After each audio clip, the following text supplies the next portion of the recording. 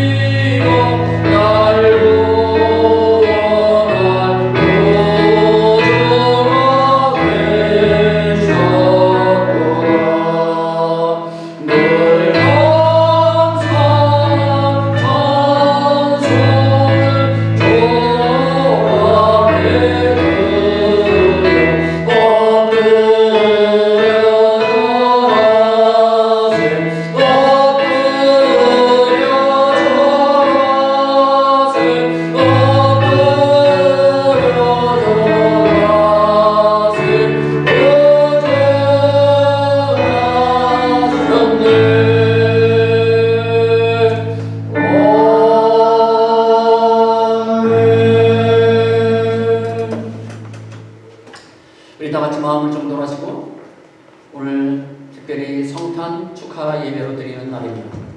우리 처음 성탄 축하 예배를 오늘 신령과 진정으로 하나님 앞에 우리 묵도하심으로써 드리도록 하겠습니다. 다 함께 묵도하시겠습니다.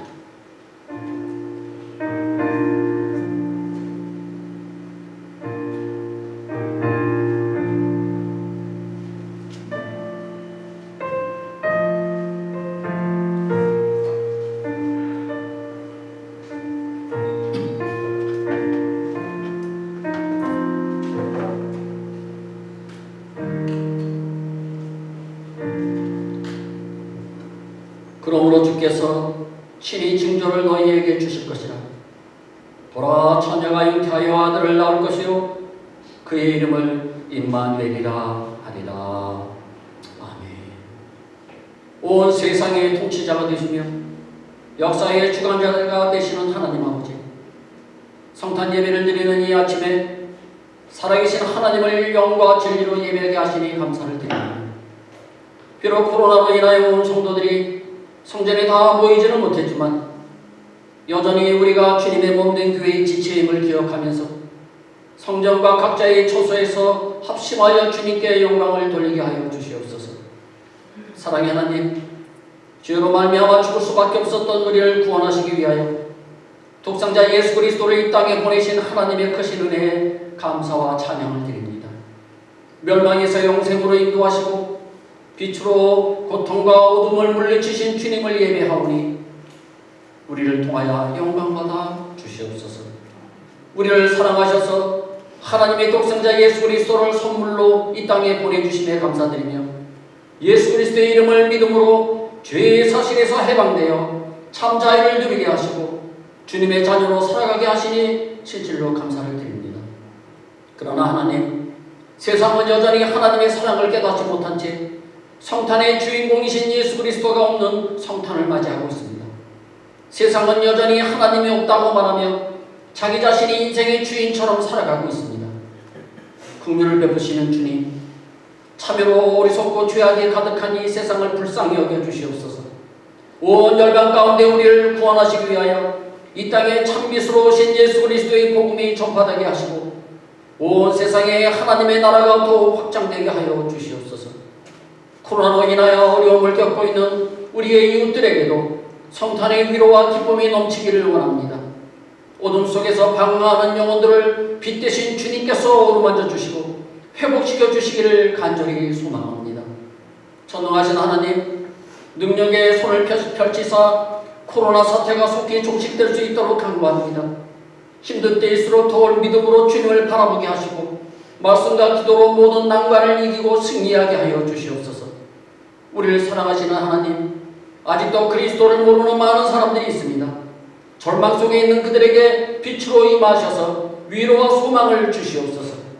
이 시간 성탄 예배를 통하여 예수 그리스도가 진정한 구원자 되심을 고백하고 인정하며 순종하는 참된 주님의 백성들이 다 되게 하여 주시옵소서.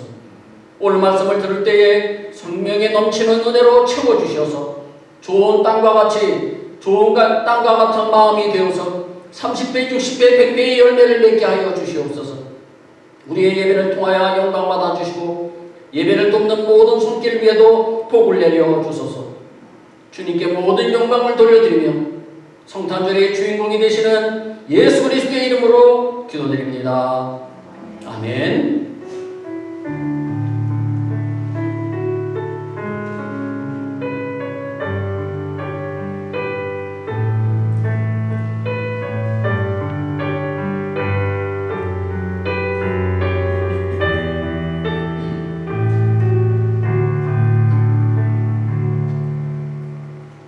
우리 다같이 일어나셔서 찬송가 104장 곧 오소서 임마누엘 찬송가 104장입니다. 그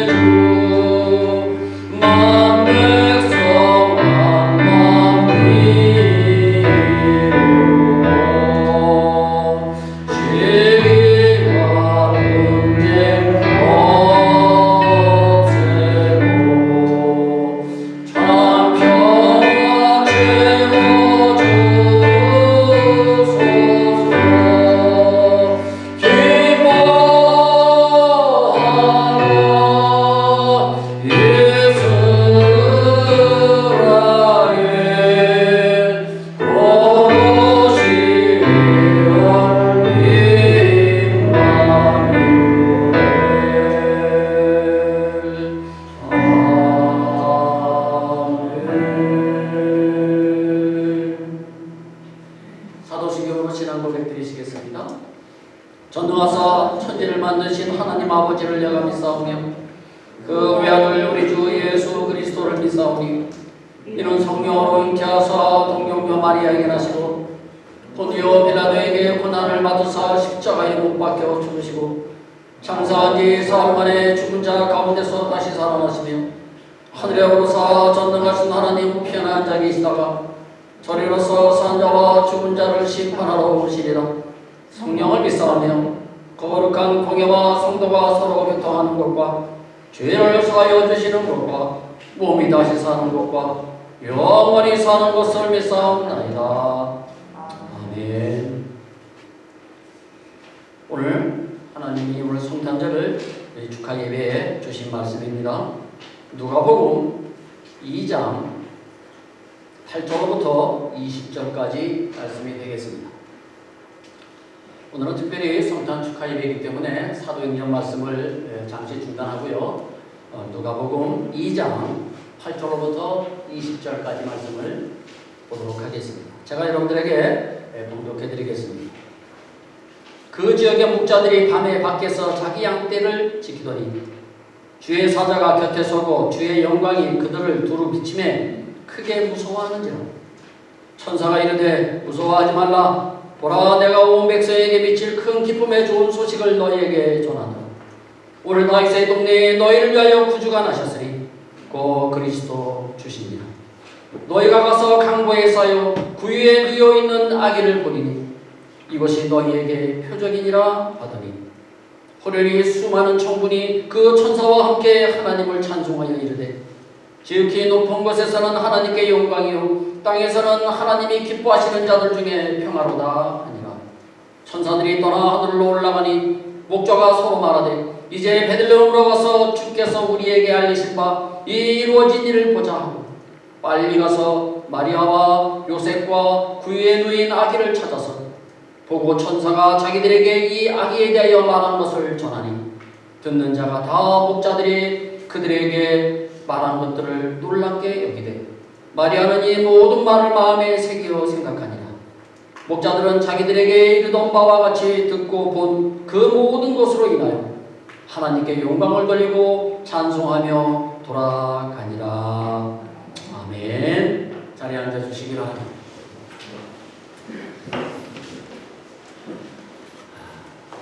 성탄절을 맞이하여 우리를 구원해 주신 예수님의 탄생을 기념하며 예배를 드리는 우리 모든 성도님들 가정에 주님의 은혜와 평강이 충만하시기를 주님의 이름으로 축복합니다.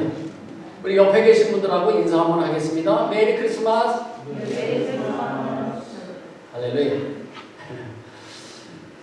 덴마크의 철학자이며 신학자인 키에르 케고르라고 하는 사람이 있습니다. 아주 유명한 사람인데요. 이 키에르 케고르가 쓴 왕과 시골 처녀의 사랑이라고 하는 책에 나온 이야기를 여러분들에게 잠시 소개하겠습니다.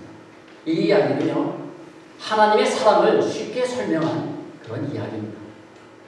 어떤 왕이 민정시찰을 하는 중에 어느 작은 마을에서 한 처녀를 보고 그만 한눈에 반해버리고 말았습니다.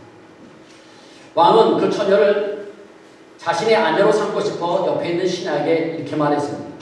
내가 저 처녀를 데리고 가서 결혼을 하면 어떨까? 그러자 그 신하는 폐하 안 됩니다. 폐하가 신분이 없는 시골 처녀를 데리고 가서 결혼을 하는 것은 그것은 국법을 어기는 일입니다. 라고 아주 단호하게 말합니다.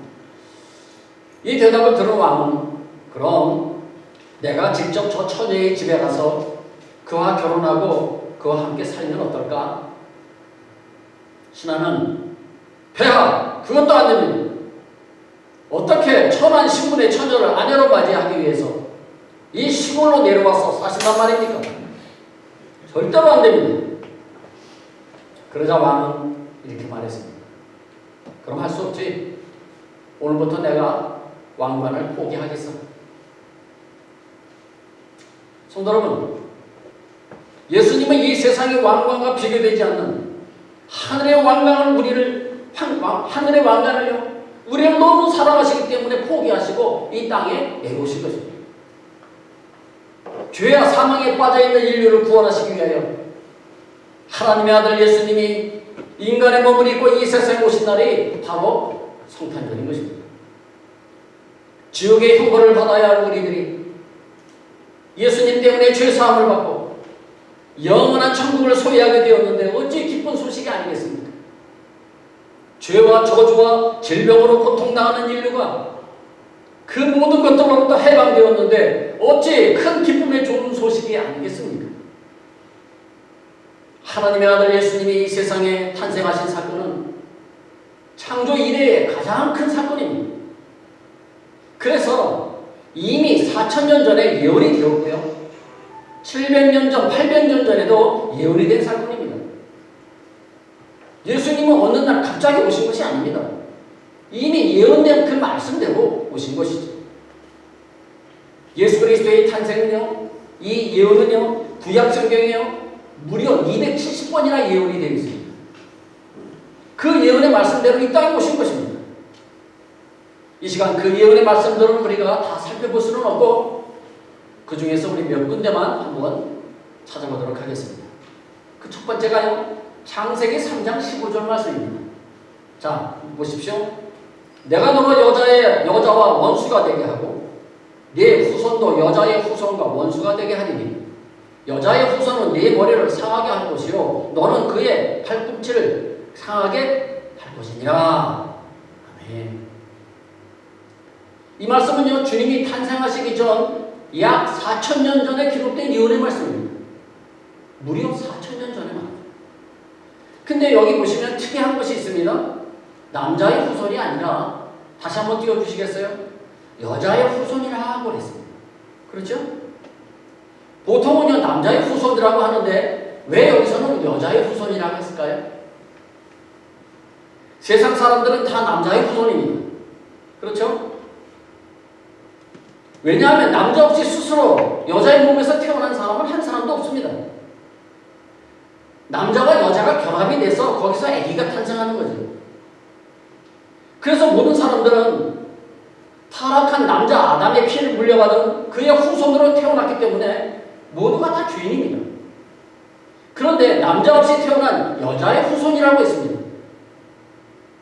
앞으로 장차 오실 그 그리스도는 여자의 후손에서 오신다. 그것을 4,000년 전에 예언을 한 것입니다.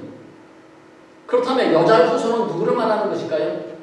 바로 예수 그리스도를 말하는 것입니다. 예수님은 유일하게 남자 없이 성령으로 동정녀 마리아의 몸에서 태어나셨기 때문에 유일한 여자의 후손인 것입니다. 만약 남자의 후손으로 예수님이 태어나셨다면 죄의 더러운 피를 가지고 아담의 후손으로 태어날 수밖에 없었는데 그렇게 되면 우리를 구원할 수가 없습니다. 그 더러운 피로는 인류를 구원할 수 없기 때문에 여자의 후손으로 태어나신 것입니다. 따라서 예수님은 남자의 후손이 아니라 여자의 후손으로 오실 것을 이미 4,000년 전에 예언하신 것입니다. 두 번째는요, 민수기 24장 17절 말씀입니다. 자, 우리 같이 한번 영상을 보시고 같이 한번 읽으실까요? 시작. 내가 그를 보아도 이때의 일이 아니며 내가 그를 바라보아도 가까운 일이 아니로다. 한 별이 양백에서 나오며 한 귀가 이스라엘에게서 일어나서 모압을 이쪽에서 저쪽까지 쳐서 무찌르고 또 셋의 자식들을 다 멸하리로다. 아멘. 자, 여기 보시면요, 별, 귀라고 하는 이런 단어가 나옵니다. 이것은 다 메시아를 의미하는 것입니다. 귀는요, 왕의 권위를 나타내는 지팡이로서 만왕의 왕으로 오실 예수 그리스도께서 이 세상에 태어나시기 약 1500년 전에 이미 이 민수기 24장 17절을 통해서 예언하신 것입니다. 또 세 번째가 있습니다. 자, 미국은 미가서입니다. 자, 미가서 5장 2절 말씀입니다. 자, 같이 읽겠습니다. 시작. 베들레헴 에브라다야, 너는 유다 족속 중에 작을지라도 이스라엘을 다스릴 자가 내게서 내게로 나올 것이라. 그의 근본은 상고에 영원에 있느니라. 아멘. 이 말씀은 예수님이 베들레헴에 탄생하시기 전 약 750년 전에 예언하신 말씀입니다. 동방에서 온 박사들이요, 별의 인도함을 받아 예루살렘에 와서는 헤롯 왕궁에 들어가서 유대인으로 왕으로 오신 네가 어디서 태어났느냐라고 물었습니다. 그때 헤롯 왕은요, 제사장과 서기관들을 불러가지고 물어보죠. 그러니까 그들이 이렇게 대답합니다. 바로 오늘 말씀 미가서 5장 이 이전 말씀을 기록된 말씀을 보고요, 베들레헴이라고 이 헤롯 왕에게 알려줍니다. 그런데도 헤롯 왕은 메시아의 오심을 믿지 않았고 가서 경배도 하지 않았습니다. 헤롯 왕은 유대인의 왕이 탄생했다는 말을 듣고는요, 자신의 왕위를 지키기 위해서 베들레헴에 있는 2살 아래의 아기들을 모두 죽여버리고 말았습니다. 이때 죽은 아기들이 예수님의 첫 번째 순교자들이 아닐까요? 여기 보시면 베들레헴이라고 하는 이 말의 뜻은요, 떡집이라고 하는 말의 뜻입니다. 떡집. 예수님이 베들레헴에서 탄생하신 것은 예수님이 바로 인류의 생명의 떡이시기 때문입니다. 육신의 밥은 얼마 안 가서 다시 배고프지만 예수님을 믿고 영접한 사람은 영생을 얻었기에 예수님은 영원히 목마르지 않는 생명의 떡이 되시는 것입니다. 예수님은 갑자기 이 땅에 오신 것이 아닙니다. 이 땅에 오시기 750년 전에 이 미가 선지자를 통해서 생명의 떡으로 베들레헴에 탄생하신 것을 이미 예언을 하셨다는 것입니다. 자, 우리 네 번째 또 한 군데 더 보실까요? 자, 이사야 7장 14절 말씀입니다. 자, 우리 같이 한번 읽겠습니다. 시작. 그러므로 주께서 친히 징조를 너희에게 주실 것이라. 보라, 처녀가 잉태하여 아들을 낳을 것이요 그의 이름을 임마누엘이라 하리라. 아멘. 우리가 잘 아시는 말씀이죠. 이 말씀은 예수님이 탄생하시기 전 700~800년 전에 예언하신 말씀입니다. 어떤 이상한 학자들은요, 여기 처녀라고 하는 이 단어를 젊은 여자로 그런 뜻도 있다고 하면서 예수님의 성령의 잉태를 부인했습니다. 그러나 그 사람들이 잘못 해석하고 있는 것입니다. 이 처녀라고 하는 것은 히브리 말로 알마라라고 합니다. 하알마라고 하는데요, 이 하알마라고 하는 이 히브리 말은요, 무슨 뜻이냐면 남자를 모르는 수처녀를 말하는 것입니다. 그래서 이 이상한 신학자들이 얘기하는 젊은 처녀나 젊은 여자라고 하는 것은 잘못된 해석입니다. 바로 수처녀를 말하는 것입니다. 남자를 모르는 수처녀. 성령으로 잉태되신 분이 아니라면요, 예수님은 우리의 구세주가 될 수 없고요, 예수님은 믿을 필요도 없는 것입니다. 그분이 구세주가 아닌데 왜 우리가 믿겠습니까? 이처럼 예수님이 탄생하시기 전 700~800년 전에 우리와 영원히 함께 하시기 위하여 임마누엘의 하나님으로 예수님은 이 예언의 말씀대로 이 땅에 오신 것입니다. 마지막 5번째 하나만 더 보겠습니다. 이사야 53장 4절 7절 말씀입니다. 자, 우리 같이 한번 읽으시겠습니다. 시작. 그는 실로 우리의 질고를 지고 우리의 슬픔을 담하였거늘 우리는 생각하기를 그는 징벌을 받아 하나님께 맞으며 고난을 당한다 하였노라. 그가 찔림은 우리의 허물 때문이요 그가 상함은 우리의 죄악 때문이라. 그가 징계를 받음으로 우리는 평화를 누리고 그가 채찍에 맞음으로 우리는 나음을 받았도다. 우리는 다 양 같아서 그릇 행하여 각기 제 길로 갔거늘 여호와께서는 우리 모두의 죄악을 그에게 담당시키셨도다. 그가 곤욕을 당하여 괴로울 때에도 그의 입을 열지 아니하였으며 마치 도수장으로 끌려가는 어린 양과 털 깎는 자 앞에서 잠잠한 양같이 그의 입을 열지 아니하였도다. 아멘. 우리가 잘 아시는 그런 말씀이죠. 이 예언은요, 예수님이 십자가의 대속의 그 죽음과 그분이 당하실 그 고난을 생생하게 예언한 말씀입니다. 이 예언의 말씀대로 예수님은요, 우리를 대신하여 채찍에 맞으시고 모세의 찔림을 당하시고 십자가에서 잠잠한 양같이 돌아가셨습니다. 이 예언의 말씀도요, 이미 700~800년 전에 예언이 된 것입니다. 이 예언된 그 말씀대로 예수님이 오셨고 예수님께서 우리의 죄를 위해서 십자가에서 고난을 당하셨던 것입니다. 성도 여러분은 지금 가장 듣고 싶은 기쁨의 소식이 무엇입니까? 사람마다 다 다르겠죠. 저 개인적으로는 온 세상의 코로나가 사라져서 정상적인 생활로 회복이 되고요. 모든 성도인들이 교회에 모일 수 있는 날이 가장 기쁜 소식일 것입니다. 이렇게 사람들이 꼭 듣고 싶어하는 소리를 뭐라고 하는지 아십니까? 바로 복음이라고 하는 것입니다. 복음은요, 좋은 소식, 기쁜 소식 이런 뜻입니다. 예수님 당시에도요, 복음이라고 하는 것이 있었습니다. 가장 큰 대표적인 것이 승전 소식입니다. 전쟁에서 이겼다고 하는 소식만큼 기쁨의 소식이 그 당시에 어디에 있었겠습니까? 이제 더 이상 적으로부터 시달림을 받지 않아도 되고요. 오히려 적들에게서부터 빼앗은 그 재물과 그 노예들로 인하여 나라가 풍성하게 되기 때문에 당시 전쟁에서 승리했다고 하는 소식만큼 기쁨의 소식은 없었을 것입니다. 또 다른 복음이 그 당시에 있었습니다. 그것은요, 새로운 황제가 즉위하거나 황태자가 태어났다고 하는 소식입니다. 왜 이 소식이 복음일까요?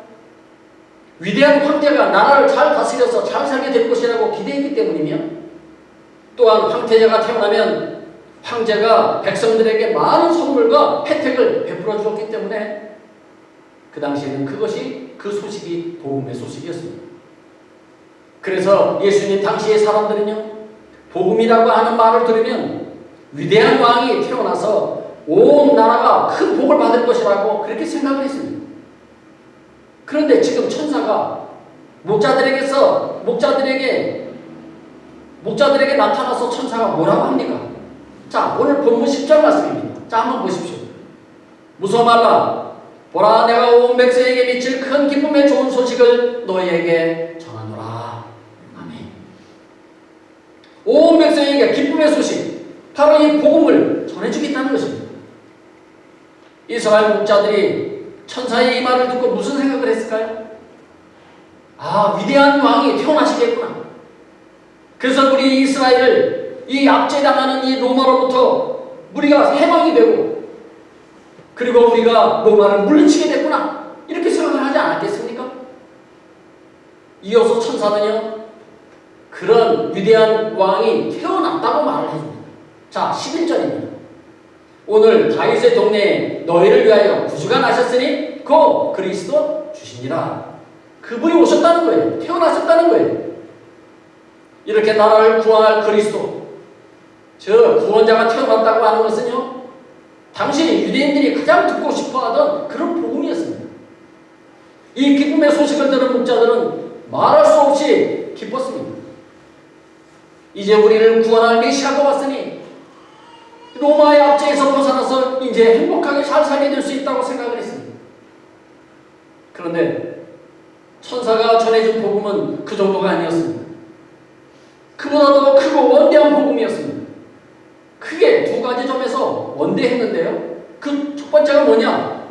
유대인들만의 복음이 아니라는 것입니다. 온 세상 사람들이 복을 받을 수 있는 복음이라는 것입니다.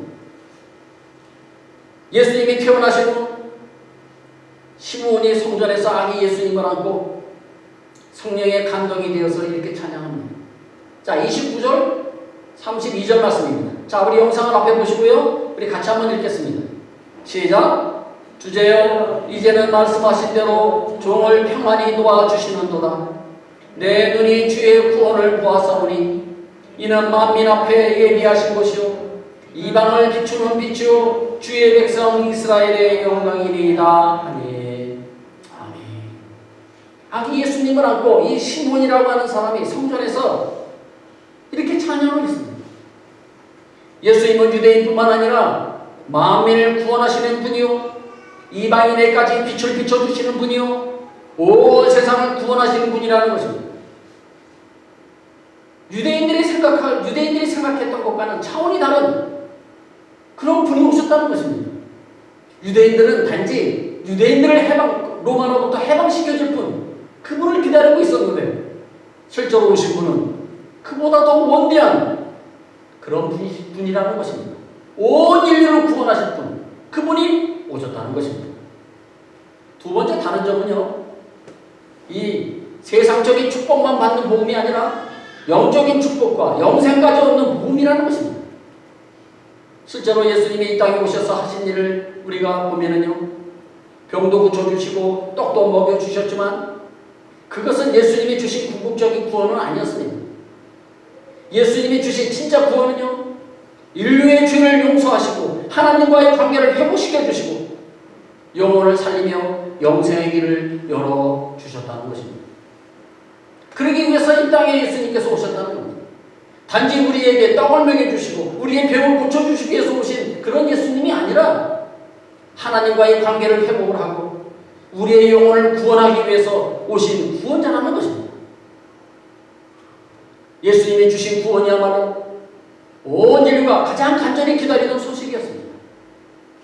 사람을 파멸시키는 악의 세력을 물리치고 사람의 영혼을 구원해 주시는 소식이었습니다. 또한 새로운 사람이 되어 하나님의 사랑을 받는 자녀가 되게 해주시고 허무한 인생을 기쁨과 행복으로 가득 채워주신다는 그런 소식이었습니다. 이 소식이야말로 진짜 복음 중에 복음이 아니겠습니까? 성도 여러분, 12월 25일이 바로 그 복음이 전해진 날입니다. 우리가 가장 바라던 구원을 이루어 주시기 위해서 예수님이 오신 날이 이제 며칠 안 남았습니다. 그래서 우리가 성탄절을 기뻐하는 것입니다. 성탄절에 뭐라고 인사합니까? 조금 전에도 우리가 인사하셨죠? 메리 크리스마스, 펠리스 나비다.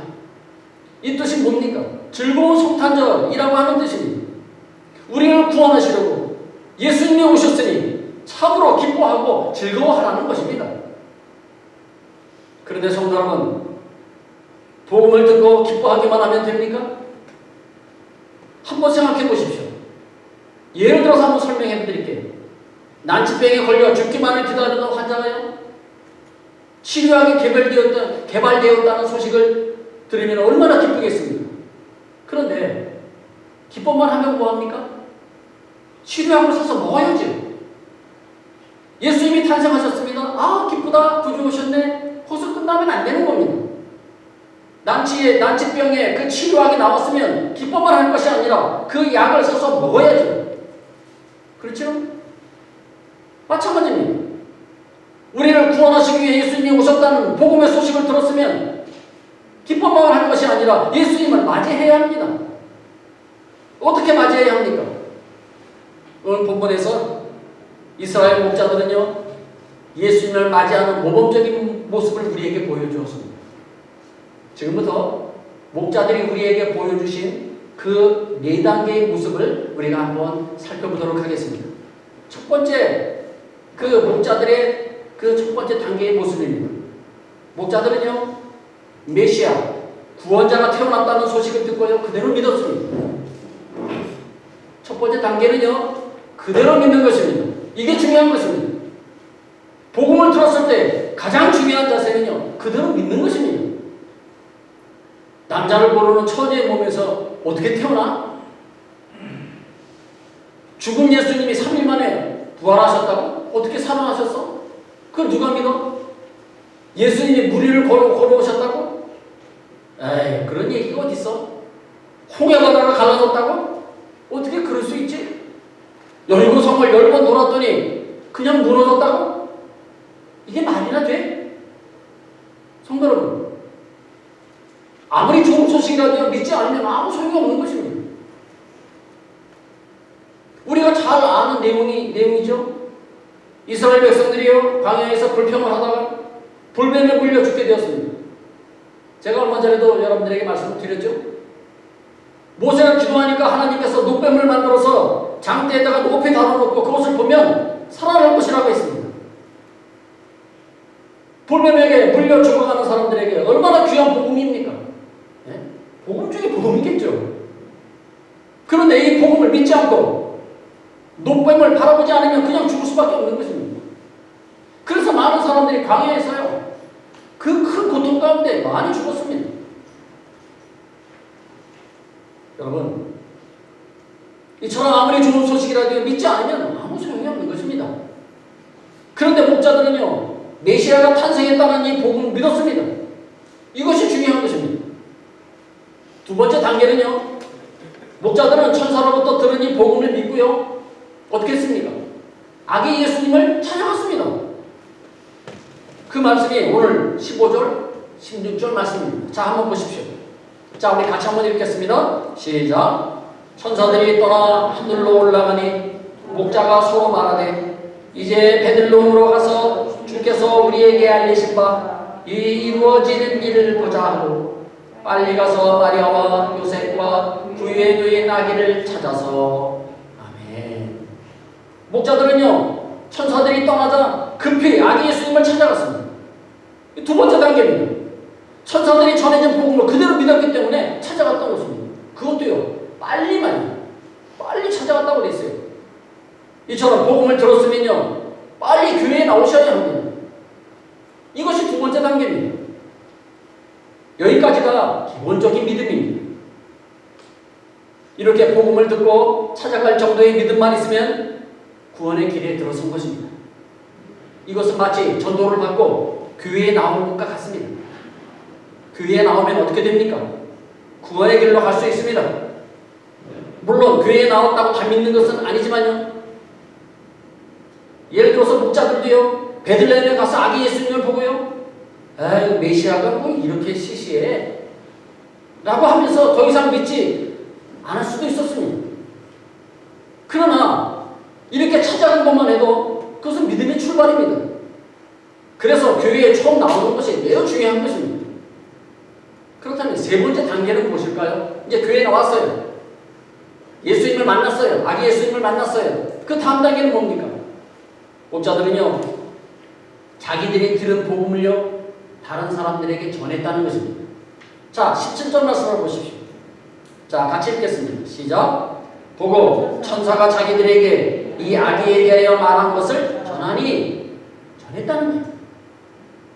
다른 사람에게 전했다는 것은 복음을 확실히 믿었다는 것입니다. 그리고 다른 사람들을 사랑했다는 뜻도 있습니다. 당시 유대인들은요, 모두 이 목자들처럼 메시아를 기다리고 있었습니다. 이스라엘을 해방시켜줄, 이 로마로부터 해방시켜줄 그 메시아를 기다리고 있었어요. 그러나 아기 예수님이 메시아라고 하는 사실은 그들은 모르고 있었어요. 그렇기 때문에 동족 유대인들에게 이 기쁨의 소식을 전했던 것입니다. 우리를 구원해 주실 구원자가 태어나셨다고 말이에요. 네 번째 단계입니다. 목자들은요, 아기 예수님을 눈으로 확인하고 그리고 하나님께 영광을 돌리고 찬송을 했다고 했습니다. 자, 그 말씀이 20절 말씀입니다. 시작. 목자들은 자기들에게 이르던 바와 같이 듣고 본 그 모든 것으로 인하여 하나님께 영광을 돌리고 찬송하며 돌아가니라. 아멘. 예수님을 눈으로 확인하셔야 합니다. 여러분들도 예수님을 눈으로 확인하셔야 돼요. 다시 말하면 예수님을 만나셔야 돼요. 교회에 오셔서 예수님을 만나셔야 돼요. 예수님을 만나기만 하면 인생이 바뀌는 것입니다. 네, 복 받는 것입니다. 예수님을 만나려면 어떻게 해야 합니까? 열심히 주일날 신앙생활 하시는 것입니다. 주일날 빠지지 않고 오시고 열심히 말씀도 보고 열심히 기도도 하면 예수님을 만날 수가 있습니다. 우리가 지금까지 4단계를 봤습니다. 이 4단계가 믿음이 발전하는 단계입니다. 처음에는 복음을 듣고 교회에 나올 정도로만 믿어도 됩니다. 이것이 믿음의 출발입니다. 복음을 듣고 정말 그런가 알아보려고 교회에 다니는 것도 잘하는 일이지만, 그러나 정말 예수님이 구원자라고 하는 사실을 믿는 단계까지 들어가셔야 합니다. 20년 넘게 다니신 분한테도요, 제가 한번 질문을 하면요, 예수님은 구원자를 믿으십니까? 20년 이상 다니신 분이에요. 얼마 전에 있었던 일이 물어보니까 뭐라고 그런지 아세요? 아니요. 아니라고 안 그랬어요. 죄송합니다. 나는요, 착한 일을 많이 하기 때문에요, 예수님을 믿는 거랑 똑같은 거예요. 그렇게 얘기해요. 예수님을 나의 구원자로 고백하십시오 라고 얘기했는데도 절대 고백을 안 해요. 믿어지지 않는 거죠. 이러시면 안 됩니다. 복음의 소식을 듣고 교회에 나오셨으면 그 다음 어떻게 합니까? 예수님을 만나셔야죠. 예수님을 구원자로 고백하셔야죠. 이 단계까지 들어가야 되는 거예요. 예수님이 우리의 죄를 용서해 주시고 영생을 주시는 구원자라고 하는 사실을 확신하기 전까지는 진짜 믿음이 아닙니다. 이런 사람은 아직 예수님을 믿는 사람이 아니라 그냥 교회에 다니는 사람이죠. 미안하지만 이렇게 믿음 없이 교회만 다니는 사람은요, 구원을 받지 못합니다. 여러분, 한번 생각해 보십시오. 난치병으로 죽음의 위기에 처한 사람이요, 그 병을 고칠 수 있다고 하는 그 의사가 있다는 소식을 들으면 어떻게 합니까? 그 의사가 있는 병원에 찾아가겠죠. 그렇죠? 그리고 어떻게 할까요? 신중한 사람 같으면요, 정말 그 의사가 그 병을 고칠 수 있는지 없는지 아마 지켜볼 것입니다. 병원 시설도 보고 환자들의 모습도 볼 것이에요. 그런데 이렇게 병원만 살펴본다고 병이 낫습니까? 믿음을 가지고 내 몸을 의사에게 맡겨야죠. 그래야지 병이 고침을 받는 거 아닙니까? 마찬가지입니다. 예수님이 나의 구원자라고 믿으신다면 내 몸을 예수님께 맡겨야죠. 나의 인생을 예수님께 맡겨야죠. 이것이 진정 믿음이라고 하는 것입니다. 복음을 듣고 교회에 나오는 것만으로 구원받는 게 아닙니다. 교회에 다니다가 어느 날 예수님이 정말 나의 구원자라고 믿고 나의 인생을 예수님께 전적으로 맡길 때, 그때 비로소 구원의 축복을 받게 되는 것입니다. 그렇다면 예수님을 확실히 믿는 사람은 어떤 모습으로 나타날까요? 오늘 본문에서 목자들이 보여준 두 가지 모습으로 나타납니다. 첫 번째 모습은요, 다른 사람들에게 복음을 전한다는 것입니다. 전도죠. 예를 들어서 내가 어떤 의사로부터 난치병을 치유를 받았다면요, 여러분들 가만히 계시겠습니까? 아니죠. 특히 사랑하는 사람이, 내 가족이 그런 병이 나하고 똑같은 병을 가지고 있다면 가만히 있겠습니까? 절대 가만히 안 있죠. 가르쳐 주죠. 야, 어느 병원에 어느 의사를 찾아가, 그분 고칠 수 있어 라고 얘기하지 않습니까? 마찬가지입니다. 그것이 전도입니다. 내가 예수를 믿고 나니 이렇게 내가 행복하고 이렇게 기쁨이 넘치고 이렇게 됐어, 그것을 전하는 거예요. 내 가족들에, 내 이웃에게. 그것이 전도인 것입니다. 이것이 바로 복음이라고 하는 것입니다. 정말 예수님이 구원과 축복을 주신다고 믿는 사람은요, 사랑하는 사람들에게 반드시 이 기쁨의 소식을 전할 것입니다. 두 번째 모습은요, 하나님께 영광을 돌리며 찬송했다고 했습니다. 한마디로 하나님께 예배를 드렸다는 것입니다. 목자들은 입으로만 찬송했지만 정말 예수님을 믿고 구원의 은혜를 체험하면 입으로만 찬송하지 않습니다. 삶으로도 찬송을 합니다. 삶의 찬송이 뭡니까? 하나님의 뜻대로 살아가면서 하나님의 영광을 돌리는 거예요. 그것이 삶의 찬송이라고 하는 것입니다. 하나님의 뜻대로 살아가면서 하나님께 영광을 돌리는 것, 그런 삶을 살아간다는 것입니다. 우리는 이번 성탄절을 맞이하여 기뻐하며 축하 예배를 지금 드리고 있습니다. 우리는 예수님의 탄생이 복음이라고 믿고 예수님을 만나러 왔습니다. 귀한 믿음이죠. 그러나 여기서 그쳐서는 안 됩니다. 예수님을 나의 구주로 확실히 믿는 성숙한 성도가 되셔야 합니다. 성숙한 성도는 무엇이냐? 하나님의 뜻대로 살며 삶으로 하나님을 찬송하는 것입니다. 그리고 사랑하는 사람들에게 복음을 전하는 것입니다. 그것이 바로 성숙한 성도의 모습인 것입니다. 그들이 복음을 거부해도 또 전하고 또 전하고 또 전해야 합니다. 언제까지? 교회에 나올 때까지 전해야 됩니다. 전에도 제가 한번 말씀드렸습니다만, 저는 제 동생에게 복음을 전하기 위해서요 20년 가까이 기도했어요. 그때 하나님이 열어주시더라고요. 내가 1년 기도한다고 1년 내가 복음을 전한다고 금세 이루어지지는 않습니다. 이루어지는 경우는 그렇게 많지 않습니다. 물론 하나님의 뜻이 계시면 빨리 복음을 듣고 교회에 나오겠죠. 그러나 그것이 10년이 될 수 있고 20년이 될 수 있는, 언제까지? 그 사람이 교회 나올 때까지 계속 복음을 전하는 것입니다. 그것이 바로 성숙한 성도의 모습이라는 것입니다. 사랑하는 성도 여러분, 오늘 성탄절을 맞이하여 우리 모두 예수님의 탄생을 기뻐하며 주님의 구원의 은혜를 깊이 체험하시기를 간절히 소망합니다. 진심으로 예수님이 나의 구원자이심을 믿으시고 하나님의 뜻대로 살며 이웃에게 복음을 전하여 하나님을 영화롭게 하시는 우리 모든 성도님들 되시기를 주님의 이름으로 축복합니다. 우리 함께 기도하기를 원합니다. 오늘 말씀을 들으시면서 나는 진짜 성숙한 성도인지 확인하셨습니까? 혹시 아직 예수님이 나를 위해 대신 죽으셨다고 하는 이 믿음이 없으면 아직 성숙한 성도는 아닙니다. 그냥 교회 다니는 성도죠. 성숙한 성도는 성탄절에 오신 이 예수님이 나를 구원해 주시기 위해서 오신 그 구원자라고 믿고 내가 받은 복음을 내 가족들, 내 이웃들에게 전하는 사람이 바로 성숙한 사람입니다. 또한 삶으로 하나님을 찬양하며 예배하는 사람이 바로 성숙한 성도인 것입니다. 이런 성숙한 성도가 되게 해달라고 이 시간 우리 함께 기도하기를 원합니다. 이 시간 주여 한번 부르고 이 성탄절에 우리 나도 성숙한 성도가 되게 해달라고 이 시간 함께 기도하기를 원합니다. 주여! 하나님 아버지, 오늘 주신 말씀을 보아 나는 과연 성숙한 성도입니까?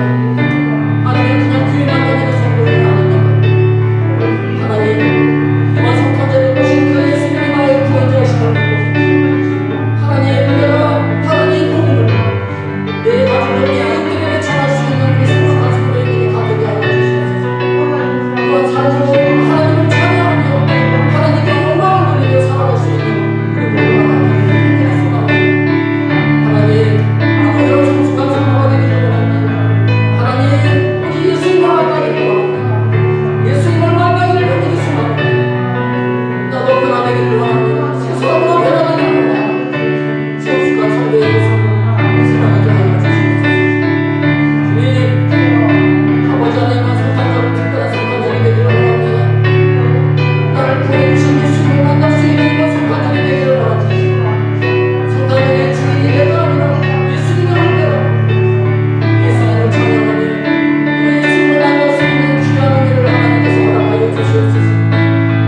하나님, 나의 삶으로 하나님을 찬양하기를 원합니다.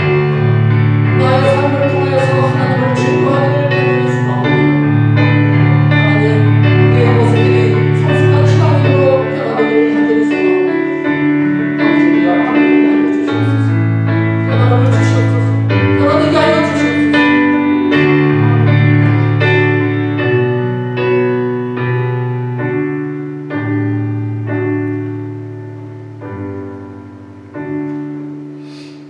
높고 높은 보좌에서 낮고 낮은 이 땅에 오신 아기 예수님을 경배합니다. 이번 성탄절을 맞이하여 교회만 다니는 성도가 아니라 예수님을 나의 구원자로 진정으로 믿고 고백하는 성숙한 성도들이 되게 하여 주시옵소서.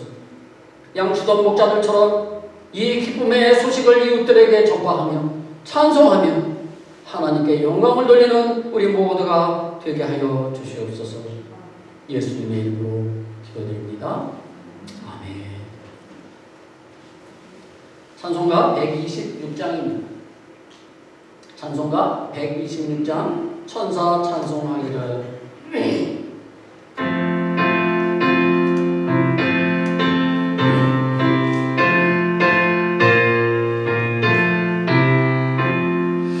천사 찬송하기를 거룩하신 구주께 영광 돌려보내세. 구주를 나셔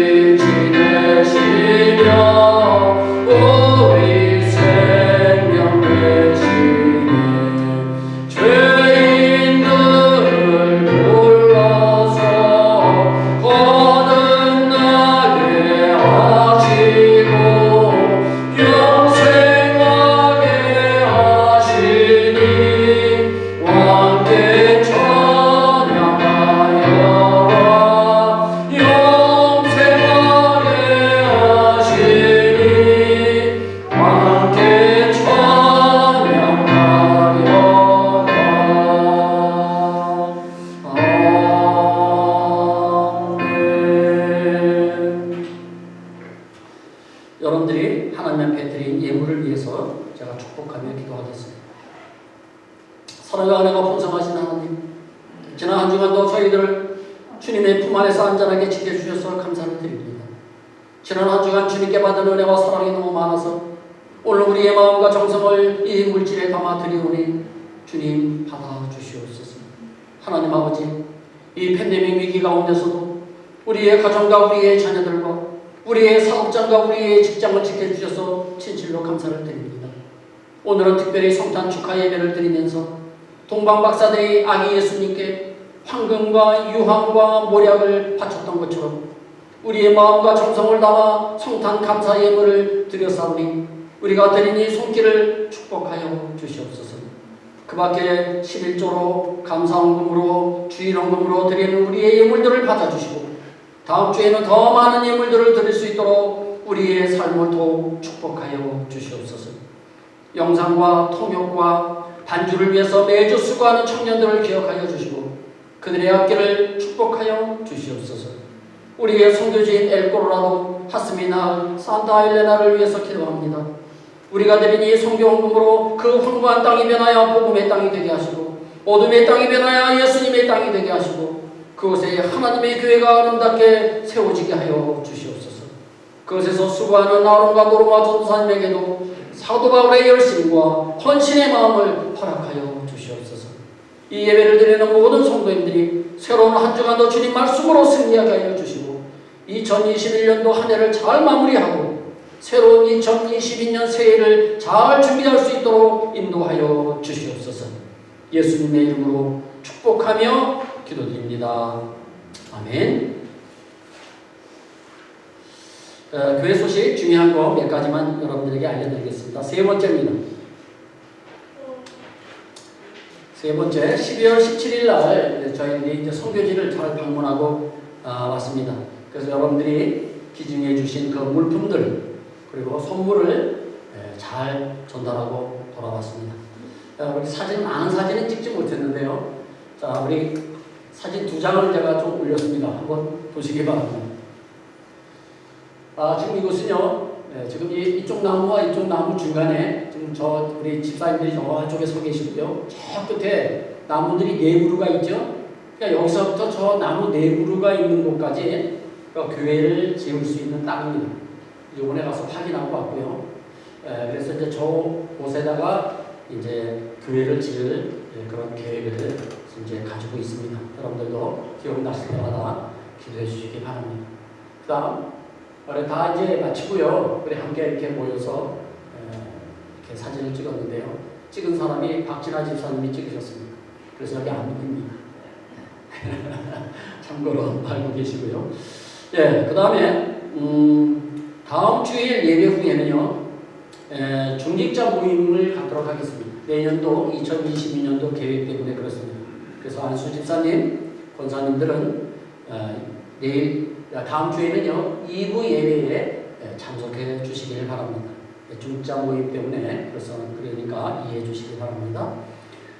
그리고요, 남녀 선교회 올해 회장님은요, 내년도 2022년도 임원 명단을 이번 주까지 제출해 주시기 바랍니다. 제가 이제 광고지가 광고를 해야 되기 때문에 그렇습니다. 잊지 마시고 임원들을 빨리 선정해 주셔서 저에게 제출해 주시기 바랍니다. 그리고 오늘 주일학교 초등부 이하 우리 어린아이들에게 교회에서 선물을 준비했습니다. 성탄절 선물이죠. 그래서 한 가정에 한 개씩 여러분들 가지고 가시기 바랍니다. 우리 박진아 집사님이 좀 도와주시기 바랍니다. 그리고 마지막 광고입니다. 신영희 권사님이 이제 둘째 아들이 결혼식이 있습니다. 그래서 22일 날 한국으로 들어가십니다. 그래서 2주 후에 돌아오신다고 하니까 여러분들 만나시면 혹시 오늘 오시게 되면 여러분들 인사도 하시고요. 축하 인사를 해주시기 바랍니다. 우리 다 같이 일어나주세요. 우리 찬송가 우리 현장 부르시고 마치도록 하겠습니다. 115장입니다.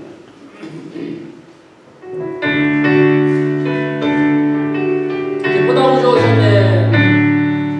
기쁘다 우주 오셨네. 만물의 소망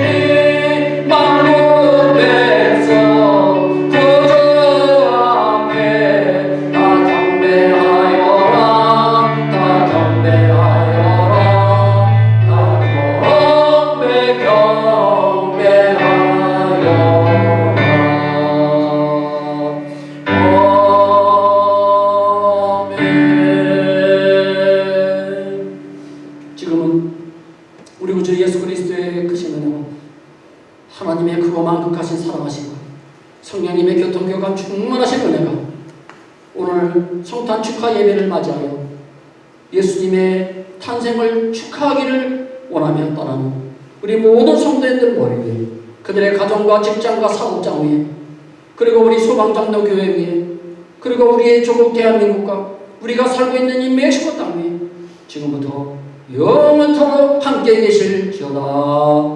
아멘.